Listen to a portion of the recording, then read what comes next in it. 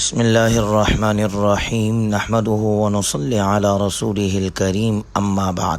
آج قرآن کریم کے 29ویں پارے کا خلاصہ ہے، جس کی پہلی سورت سورہ ملک ہے جو 30 آیات اور 2 رکوعات پر مشتمل ہے، جس کی پہلی آیت میں اللہ کا ارشاد ہے تبارک الذی بیدہ الملک، بڑی برکت والا ہے وہ اللہ جس کے ہاتھ میں ملک ہے یعنی بادشاہی ہے، اسی لیے اس سورت کو سورہ ملک کہتے ہیں۔ اس سورت مبارکہ کی فضیلت کئی احادیث مبارکہ میں وارد ہے۔ حضرت ابو ہریرہ رضی اللہ عنہ سے روایت ہے کہ آپ علیہ الصلاۃ والسلام نے ارشاد فرمایا کہ قرآن کریم میں 30 آیات ہے جو اپنے پڑھنے والے کے لیے سفارش کرتی ہے، چنانچہ اس کی مغفرت کر دی جاتی ہے۔ اس لیے اکثر نیک لوگوں کا یہ معمول رہا ہے کہ وہ اس سورت مبارکہ کو نماز عشاء کے بعد بڑے اہتمام سے پڑھتے ہیں۔ اللہ تعالی ہمیں بھی پڑھنے کی توفیق عطا فرمائے۔ پہلے رکوع میں یہ حقیقت بیان کی گئی ہے الذی خلق الموت والحیات لیبلوکم ایکم احسن عملا، اللہ نے انسانوں کے لیے زندگی اور موت کا سلسلہ ان کی آزمائش کے لیے جاری فرمایا ہے۔ اللہ ظاہر کرنا چاہتا ہے کہ کون عمل کے اعتبار سے اچھا ہے۔ جنہوں نے دنیا کی زندگی میں اچھے اعمال کیے وہ آخرت کے ابدی زندگی میں جنت کی نعمتوں سے سرفراز ہوں گے۔ اس کے برعکس جنہوں نے دنیا کی زندگی میں اللہ کے احکامات پر عمل نہ کیا وہ جہنم کے ابدی عذاب سے دوچار ہوں گے۔ وہ جہنم میں بڑی حسرت سے کہیں گے اے کاش ہم نے سنا ہوتا یا غور کیا ہوتا تو ہم شامل نہ ہوتے جہنمیوں میں۔ افسوس اس روز یہ ندامت انہیں کوئی فائدہ نہ دے گی۔ دوسرے رکوع میں آگاہ کیا گیا ہے کہ انسان 2 طرح کے ہو سکتے ہیں۔ ایک انسان وہ ہے جس کا کوئی واضح مقصد زندگی ہی نہیں، وہ صرف پیٹ بھرنے، نسل بڑھانے اور سر چھپانے کے لیے محنت کر رہا ہو، تو وہ انسان کی صورت میں حیوان ہے۔ وہ زندگی نہیں گزار رہا بلکہ زندگی اسے گزار رہی ہے۔ اصل زندگی اس کی ہے جس کا حیوانی تقاضوں سے اوپر کوئی اعلیٰ مقصد زندگی ہو، کوئی اعلیٰ کام دنیا میں کرنا چاہتا ہو۔ اعلیٰ ترین کام دنیا میں وہ ہے جو اللہ کے رسول صلی اللہ علیہ وسلم نے کیا، دعوت دین کے ذریعے سے انسانیت کو جہنم کی آگ سے بچانے کی کوشش اور اقامت دین کی کوشش کے ذریعے سے انسانیت کو ظالمانہ اور جابرانہ نظام سے نجات دلانے کی محنت۔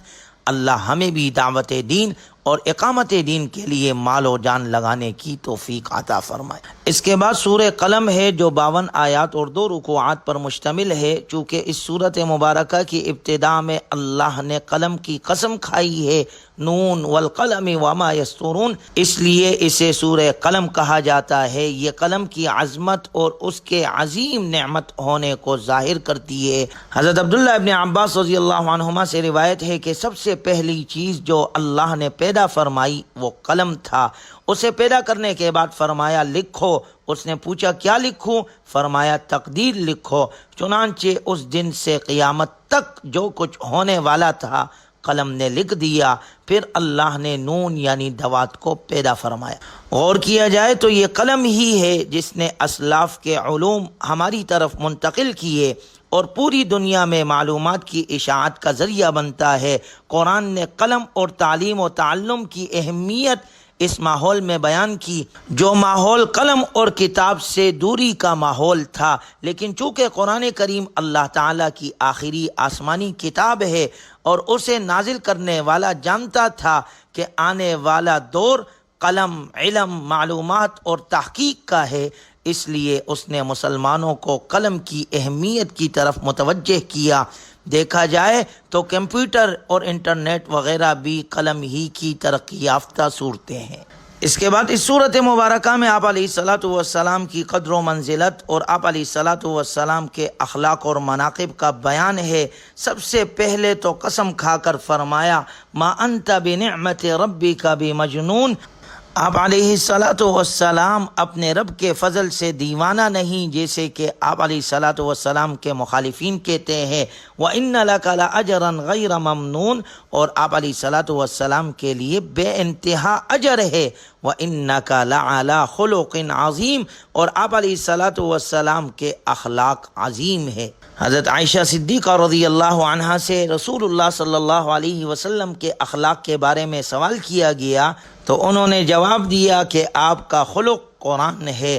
قرآن کریم میں جو کچھ قال تھا وہ آپ علیہ الصلاۃ والسلام کی زندگی میں حال تھا۔ آپ علیہ الصلاۃ والسلام کی حیات طیبہ قرآن کریم کی عملی تفسیر تھی، اور ایسا کیوں نہ ہوتا جبکہ آپ علیہ الصلاۃ والسلام کو مکارم اخلاق کی تکمیل ہی کے لیے بھیجا گیا تھا۔ سورت کے اختتام میں اللہ تعالیٰ کا ارشاد ہے وَإِن يَكَادُ الَّذِينَ كَفَرُوا لَيُزْلِقُونَكَ بِأَبْصَارِهِمْ لَمَّا سَمِعُوا الذِّكْرَ وَيَقُولُونَ إِنَّهُ لَمَجْنُونَ۔ جن لوگوں نے کفر اپنایا ہے جب وہ نصیحت کی یہ بات سنتے ہیں تو ایسا لگتا ہے کہ وہ اپنی تیز تیز آنکھوں سے تمہیں ڈگمگا دیں گے، اور وہ کہتے ہیں کہ یہ شخص تو دیوانہ ہے۔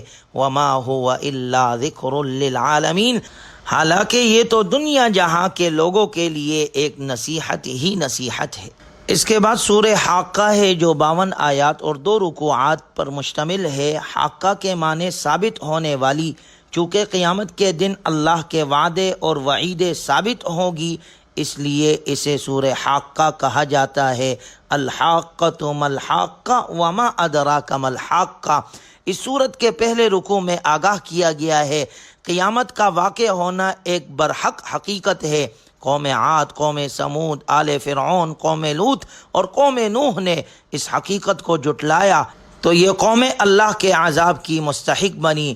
اس کے بعد اگلی آیات میں ذکر ہے کہ جب قیامت قائم ہو جائے گی تو انسانوں کو اللہ کے سامنے پیش کیا جائے گا۔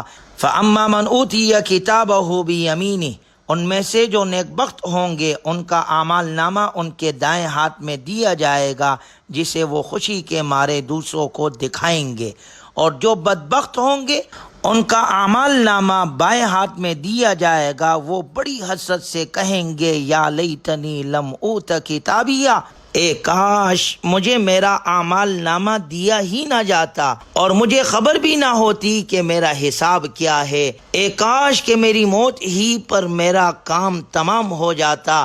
ما اغنی عنی مالیہ ہلک عنی سلطانیہ، میرے مال نے بھی مجھے کچھ فائدہ نہ دیا، میرا غلبہ بھی جاتا رہا، پھر انہیں جہنم میں ڈال دیا جائے گا۔ اللہ ہماری حفاظت فرمائے۔ اگلی آیات میں اللہ نے ان بدبختوں کی 2 صفات ذکر کی ہے۔ پہلی یہ کہ وہ اللہ پر ایمان نہیں رکھتے، دوسری یہ کہ وہ مسکین کو کھلانے کی ترغیب نہیں دیتے۔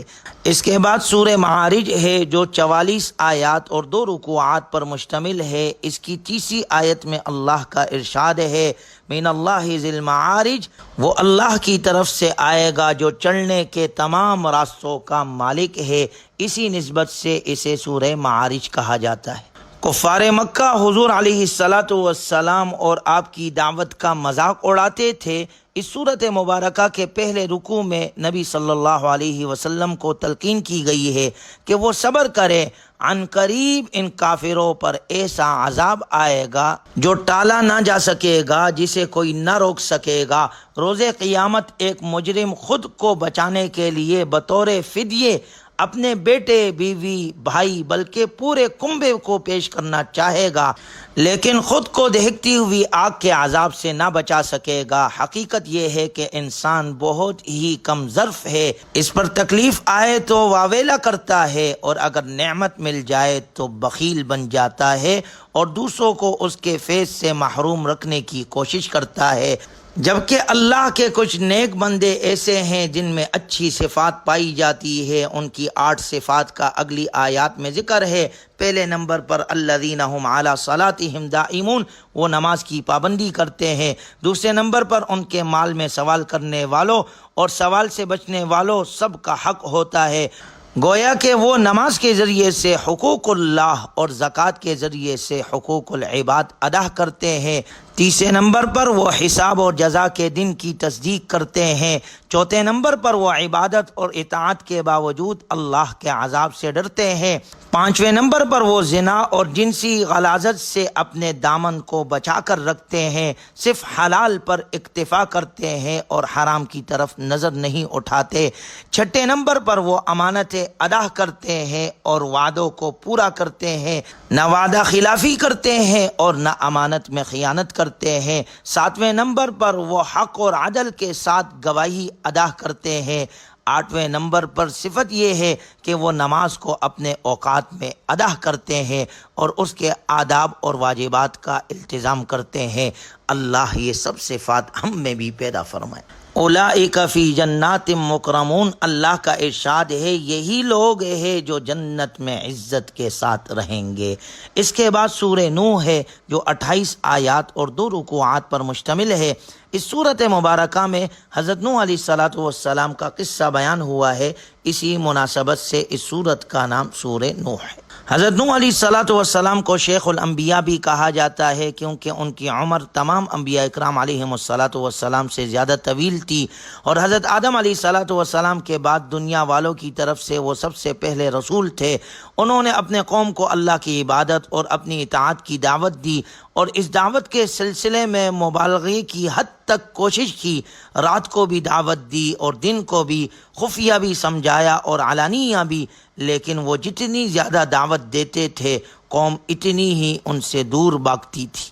حضرت نوح علیہ السلام نے اپنے قوم کو استغفار کی تلقین کی اور فرمایا فَقُلْتُ اسْتَغْفِرُوا رَبَّكُمْ إِنَّهُ كَانَ غَفَّارًا، اپنے رب سے مغفرت مانگو، یقین جانو وہ بہت بخشنے والا ہے۔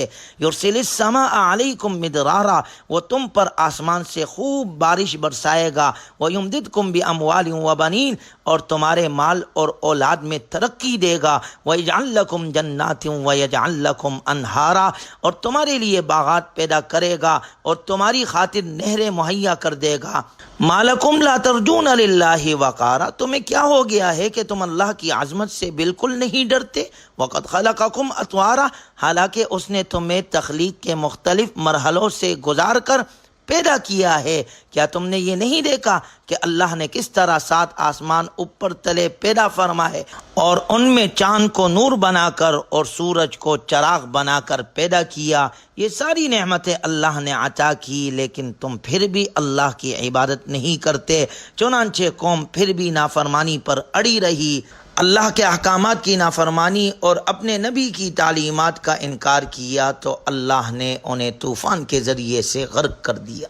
اس کے بعد سورہ جن ہے جو 28 آیات اور 2 رکوعات پر مشتمل ہے۔ اس صورت مبارکہ میں جنات کے حوالے سے گفتگو ہے، اس لیے اس صورت کا نام سورہ جن ہے۔ جنات بھی انسانوں کی طرح شرعی احکام کے مکلف ہے، ان میں مومن بھی ہے اور کافر بھی، نیک بھی اور بد بھی۔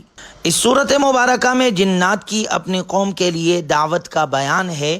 انا سمعنا قرآنا عجبا، انہوں نے قوم کو بتایا کہ ہم نے دل کو متاثر کرنے والا قرآن سنا ہے جو توحید یعنی کامیابی کی راہ دکھاتا ہے۔ اس کے برعکس ہمارا ہم جنس ابلیس احمق ہے جو ہمیں گمراہی کرنے پر تلا ہوا ہے۔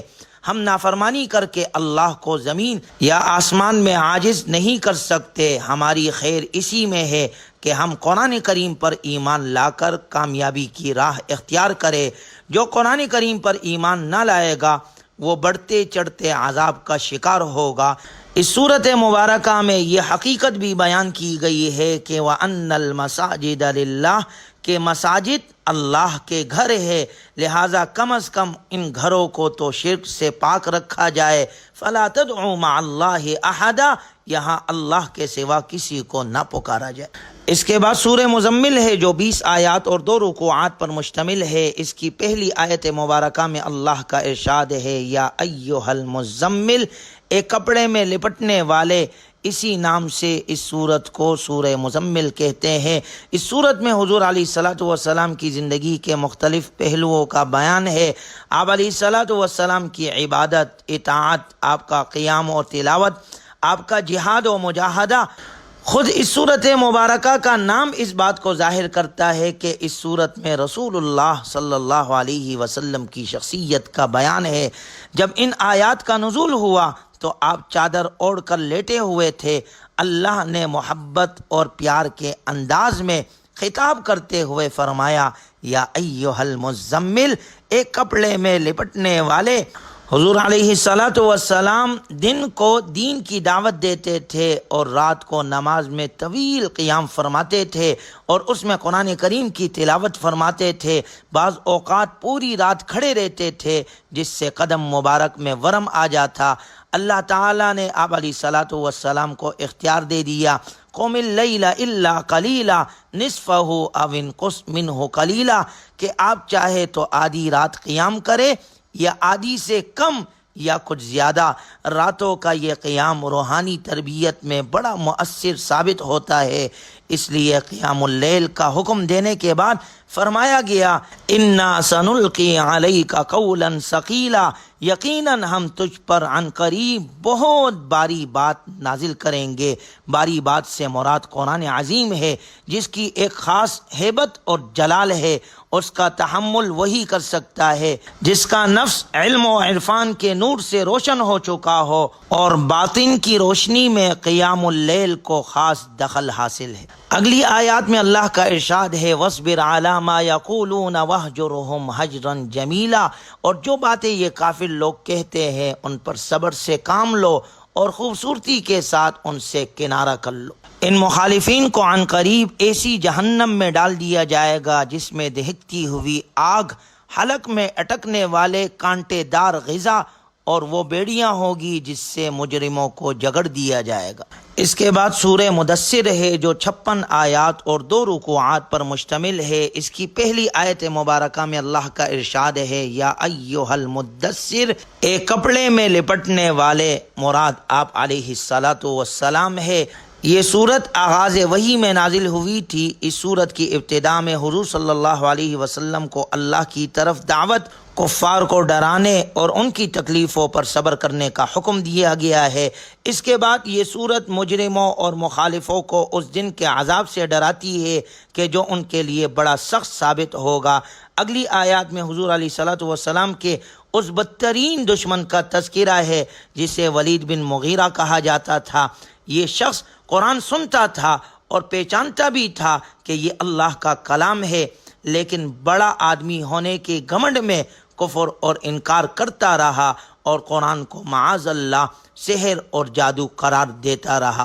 سورت کے اختتام میں اللہ نے ذکر کیا جب جہنمی جہنم میں جائیں گے اور ان سے پوچھا جائے گا کہ تم جہنم میں کیوں جل رہے ہو، تو وہ جواب دیں گے قالوا لم نک من المصلین، ہم دنیا میں نماز نہیں پڑھتے تھے، ولم نک نطعم المسکین، ہم مسکینوں کو کھانا نہیں کھلاتے تھے، وکنا نخوض مع الخائضین، تیسرا یہ کہ ہم بحث و مباحثہ اور گمراہی کی حمایت میں خوب حصہ لیتے تھے، اور چوتھا یہ کہ ہم قیامت کا انکار کرتے تھے۔ سورت کے اختتام پر بتایا گیا کہ یہ قرآن کریم ایک نصیحت ہے، جو چاہے اس سے نصیحت حاصل کر سکتا ہے۔ اس کے بعد سورہ قیامہ ہے جو 40 آیات 2 رکوعات پر مشتمل ہے۔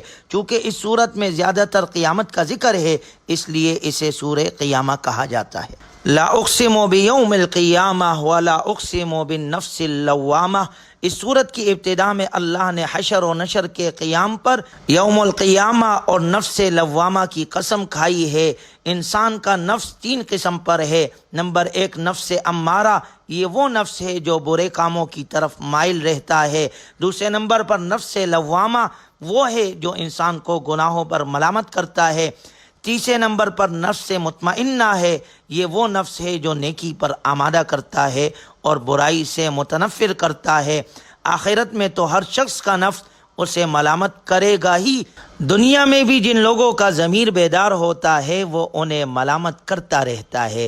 اس کے بعد سورہ دہر ہے جسے سورہ انسان بھی کہتے ہیں، جو 31 آیات اور 2 رکوعات پر مشتمل ہے۔ چونکہ سورت کے شروع میں انسان ہی کا ذکر ہے، هل اتى على الانسان حين من الدهر، اس لیے اسے سورہ انسان کہتے ہیں۔ اور چونکہ سورت کے شروع میں انسان کی نسبت سے زمانے اور وقت کا بھی ذکر ہے اس لیے اسے سورہ دہر بھی کہتے ہیں۔ اس صورت مبارکہ میں ذکر کیا گیا ہے کہ اللہ تعالیٰ نے انسان کو امتحان کے لیے پیدا کیا ہے، اسے نیکی اور بدی کا شعور دیا ہے۔ اب اسے اختیار ہے کہ نیکی کے راہ پر چل کر اللہ کا شکر گزار بندہ بنے یا بدی کی راہ پر چل کر ناشکری کرے۔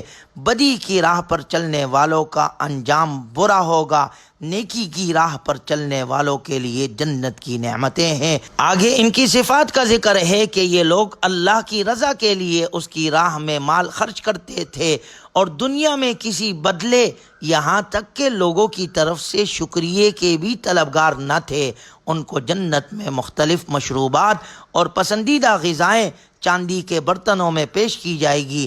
ان کے خدمت کے لیے موتیوں کی طرح خوبصورت لڑکے ہوں گے، انہیں ریشمی لباس سے مزین کیا جائے گا۔ اللہ تعالیٰ انہیں پاکیزہ شراب کے جام پلائے گا اور فرمائے گا کہ یہ تمہاری نیکیوں کی جزا ہے۔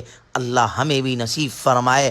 جبکہ ایمان والوں کے مقابلے میں کافر دنیا کی وقتی اور کم تر لذتوں کو ترجیح دے رہے ہیں اور آخرت کے مشکل دن سے غافل ہے۔ دانش مندی یہ ہے کہ نیکیوں کے ذریعے سے اس دن کی تیاری کی جائے، نیکیوں کے لیے اللہ سے توفیق مانگی جائے، کیونکہ اللہ کی توفیق کے بغیر انسان نیکی کے راہ پر نہیں چل سکتا۔ اس لیے نبی صلی اللہ علیہ وسلم فرض نماز کے بعد اللہ سے یہ دعا کیا کرتے تھے، اللہم اعنی علی ذکرک و شکرک و حسن عبادتک، اے اللہ میری مدد فرما اپنے ذکر، اپنے شکر اور اپنی اچھی عبادت کے لیے۔ ہر نماز کے بعد اس دعا کا اہتمام کرنا چاہیے۔ اس کے بعد سورہ مرسلات ہے جو 50 آیات اور 2 رکوعات پر مشتمل ہے۔ اس کی آیت نمبر 1 میں اللہ کا ارشاد ہے، والمرسلات عرفا، ہواؤں کی قسم جو نرم نرم چلتی ہے، پس انہی ہواؤں کی نسبت سے سورت کا نام بھی سورہ مرسلات ہے۔ سورت کی ابتدا میں 5 قسمیں کھا کر فرمایا گیا، جس چیز کا تم سے وعدہ کیا گیا ہے وہ یقیناً ہونے والی ہے، یعنی قیامت اور حساب و جزا کا معاملہ ہو کر رہے گا، اس میں کوئی شک نہیں۔ اس صورت مبارکہ میں قیامت کو یوم الفصل قرار دیا گیا ہے اور اس کے بارے میں اللہ کا ارشاد ہے، وَيْلٌ يَوْمَئِذٍ لِّلْمُكَذِّبِينَ، بڑی خرابی ہوگی اس دن ایسے لوگوں کی جو حق کو جھٹلاتے ہیں۔ یہ آیت مبارکہ اس صورت میں 10 مرتبہ تکرار کے ساتھ آئی ہے۔ بتلانا مقصود ہے کہ جو حق کا انکار کرتے ہیں قیامت کے دن انہیں حقیقت حال کا پتہ چل جائے گا۔ چنانچہ سورت کے اختتام میں اللہ نے دونوں قسم کے لوگوں کا ذکر کیا، مکذبین قیامت کو جھٹلانے والے لوگ، بڑکتی ہوئی آگ کی طرف انہیں لے جایا جائے گا، اور جو متقین ہوں گے وہ جنت میں نعمتوں میں اور سایوں میں ہوں گے۔ اللہ تعالی ہمیں جنت کی نعمتیں نصیب فرمائے اور قرآنی تعلیمات پر عمل کرنے والا بنائے۔ وآخر دعوانا ان الحمد للہ رب العالمین۔